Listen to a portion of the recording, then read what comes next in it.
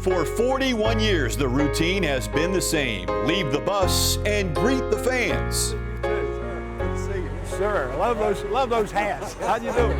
For 5 decades, Bob Harris has been the familiar voice that has linked Duke fans to their beloved Blue Devils.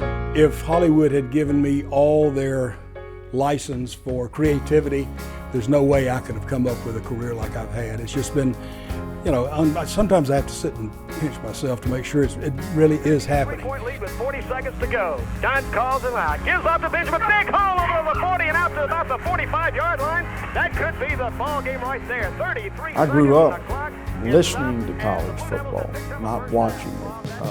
Radio Saturdays and Saturday nights, and those voices are legendary. I love Bob Harris's voice. And I'll tell you, the Duke football players on the bench over there are going berserk. Lee Rogers is now in at fullback. On September 11th, 1976, Bob Harris called his first game as the voice of the Blue Devils, a 21-18 upset win over Tennessee in Knoxville. Duke leading 21-18. This could be the last play of the ball game. 8 seconds, 7, 6. We were ahead by 3, and Tennessee had the ball and was moving. And I made a statement, run, clock, run. Everybody thought I wanted to get over quickly so Duke would win, but they didn't realize that I needed to go to the restroom. And so I was hoping it would get over quickly. 4, 3, 2, 1. The Devils have won it. 21-18. A fantastic win. And that gets revenge for the 1973 loss here on this same field just 3 years ago tonight. Takes the snap. Looks, still looks, dumps it in the middle. Touchdown! Touchdown! Oh, yes. Jamison Crowder. We love you. It's going to be a great game here tonight as the Duke Blue Devils take on the Tar Heels of North Carolina. If you look at it on paper, West Chesson, Duke doesn't have a chance. But thankfully, we're playing on grass and not on paper tonight.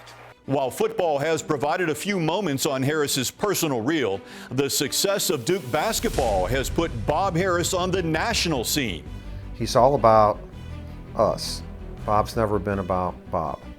And he's been about Duke, either Duke football, Duke basketball, and I love that about him. 9 seconds left as Rivers comes front court. Rivers works against Bullock. To the right side he goes. He'll try to step back with 1 second. Let's fly! Got it! The Blue Devils win it over North Carolina, 85-84. Oh my gosh! I do not believe this. I've never had a time with Bob where we didn't do a good job together. At least we thought. And I think we brought out the best in one another. I trust him. Hurley up the floor with Leitner. They throw it to the left of the floor. Leitner catches, comes down, dribbles, shoots, scores!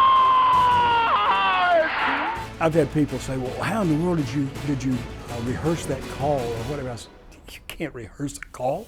You don't know what's going to happen. Christian Leitner has hit the bucket at the buzzer. The Blue Devils win it, 104-103. Look out, Minneapolis. Here come the Blue Devils. When we announced the retirement back in July, a lot of the media asked, what are you going to miss the most about it? And I said, well, the wins are great, the coaching and everything, but the relationship with the players is what I'll remember the most. On March 11th, Harris called one more ACC championship for the Blue Devils. And the Blue Devils win it. The Blue Devils win it, 75-69. They are Atlantic Coast Conference Tournament champions, and the confetti is flying, and there's a lot of excitement out on this court. Wow. Well, that's going to do it for this week's show. We